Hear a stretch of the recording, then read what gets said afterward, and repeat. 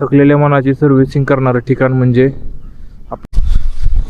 सकाळी ज्या वेळेस निघालो ना घरातून तर आपल्या इथं 35 म्हणजे नाही का 34-35 होतं आपल्या इथं टेम्परेचर.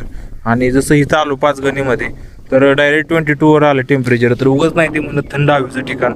खरंच इथं हवा खूप थंड चालते आणि वारा पण जबरदस्त येते. आणि सोबतच हिरवळ बघा की कशी आहे एकदम.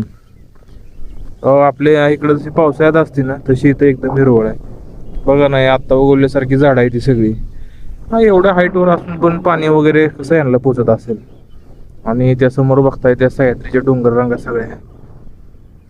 मनाला थकलेल्या मनाची सर्व्हिसिंग करणारं ठिकाण म्हणजे आपल्या सह्याद्रीच्या डोंगर रांगा. आणि त्याच्यामध्ये डोंगर रांगामध्ये छोटी छोटी ही वसलेली ही गावं आणि ज्वालामुखीच्या उद्रेकातून तयार झालेली अशी डोंगर, अशी पठारं.